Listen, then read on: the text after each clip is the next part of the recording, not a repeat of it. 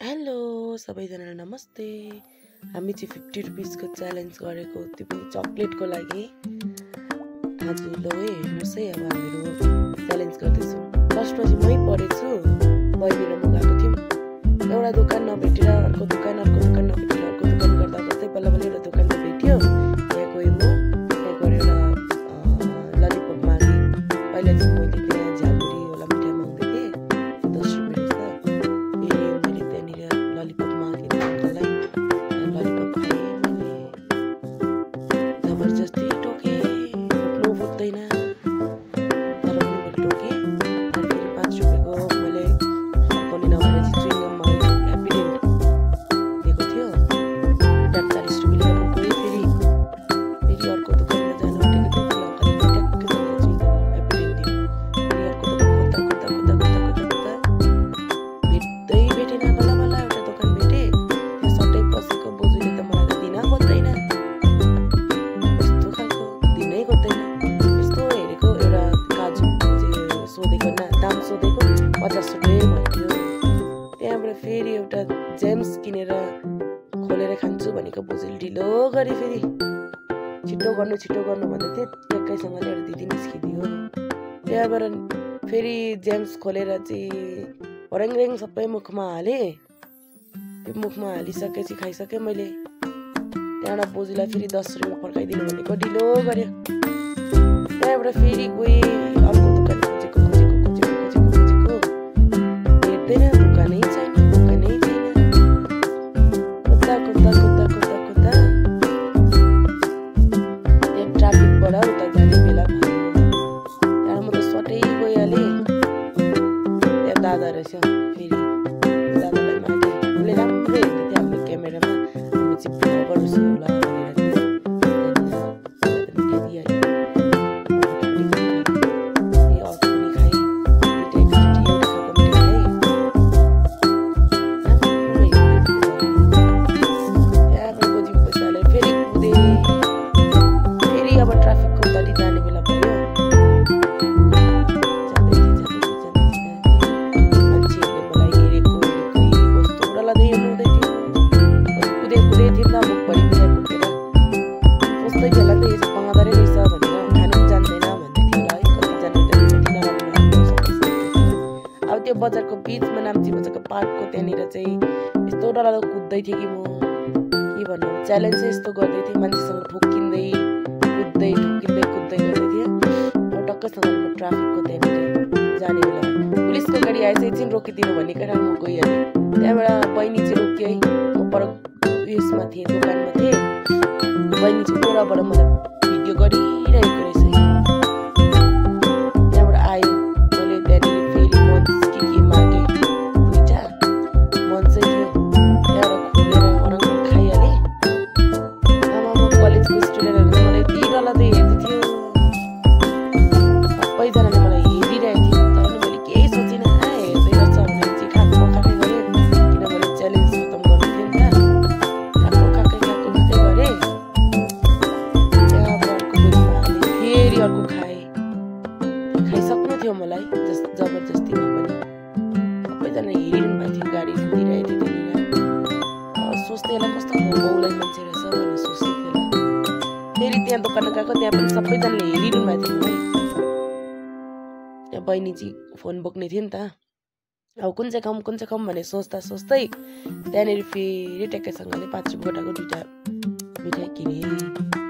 त्यहाँबाट खानु पर्यो भन्दै त्यहाँ अङ्कलले राम्रो हेर्नुभयो। फेरि अङ्कलले दिनुभयो मलाई 2टा। त्यहाँबाट त्यो पनि टक्कै खोलेर हराएर खाइहालेँ।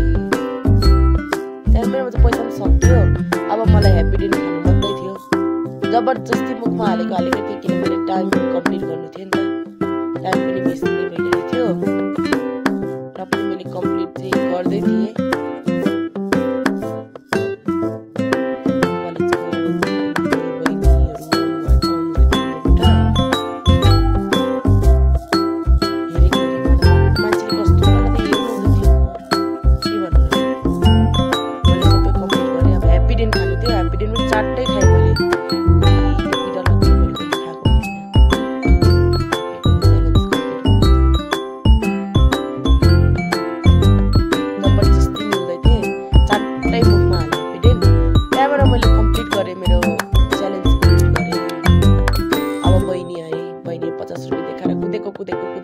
कुदेको जान्छ।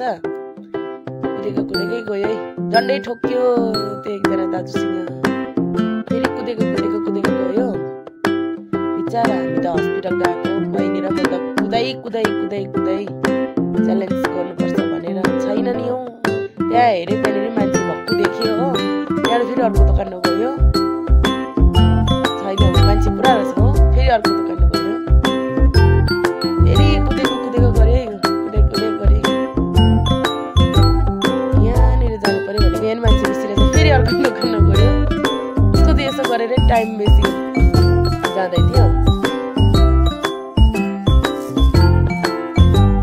हस्पिटल गएको मान्छे च्यालेन्ज गर्नु पुग्यो। उसले पनि मागे, त्यहाँ मान्छे थुप्रो थियो। म क्यामेरा बोकिरहेको थिएँ, ललिपप मागे। उसले चाहिँ खानै जान्दैन क्या हो, सानो मुख भएर होला कि झारी पठाउँछ। फेरि त्यो चाहिँ अब उसको रङ भयो, उसको भएन नि त। र चुप्पा चुप्पीले फेरि खायो। त्यो पनि खानु सक्दैन र नि खाँदैछ जबरजस्ती। पैसा फर्कायो। फेरि कुदेकै जान्छ है।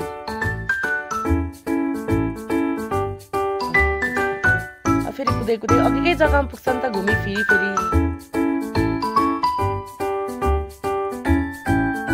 म जहाँ गएको त्यहीँ जान्छ है। अब बोजूकोमा पुगेँ। बोजूलाई चाहिँ एक एकवटा मिठाई माग्दै वाक्कै लगाउँछ। बोजू चाहिँ गनगन गर्दै हिँड्दै थियो त्यहाँनिर। छिटो भन्दाखेरि छिटो हुँदैन भन्दै त्यहाँनिर दिँदै थियो त्यो बोजूले चाहिँ। मलाई त केही नभनी दिएको थियो। उसलाई चाहिँ छिटो हुँदैन भन्दै त्यो मान्छे निकाल्नु पर्यो।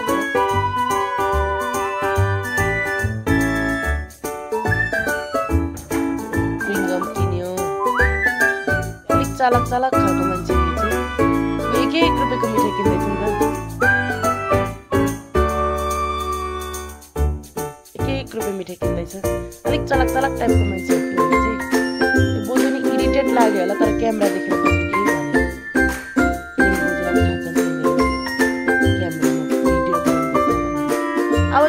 अब चाहिँ जो पनि तपाईँहरू त्यो दोकानमा भिड देख्नुहुन्छ, क्यामेरा यस्तो उठाएर चाहिँ हेलो गाइस भनेर जानुहोस् कि त्यहाँनिर छिटो दिँदो रहेछ क्या। नभए हामीले एक रुपियाँको मिठाई कसैले पनि दिन्थेन होला नि त सायद। फेरि निस्क्यो, कुद्यो। अब त्यो अघि जहाँनिर भिड थियो त्यहीँ पुग्छ है। फेरि खाँदै पुगेँ। त्यहाँ गएर चाहिँ हामीले त्यो दाजुलाई पनि अलिकति उयो गरेको जस्तै गऱ्यौँ हो। त्यहाँनिर पैसा झऱ्यो। छैन दोकान। फेरि फर्केर आउँछ। यहाँ किनेको छ साँच्ची। के किन्यो साँच्चीकै के किन्यो होला। जलजिरा किने जस्तै लाग्यो। अब फेरि घुमेर त्यहाँ जान्छ। त्यहाँ दाजुलाई चाहिँ हामीले हल्का फेरि हो भ्लगर्सै जस्तो गऱ्यौँ नि त।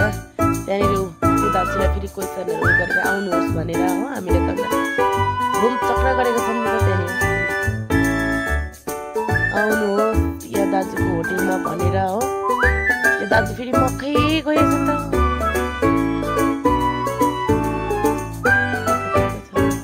एक रुपियाँ गरे कति मिठाई माग्यो।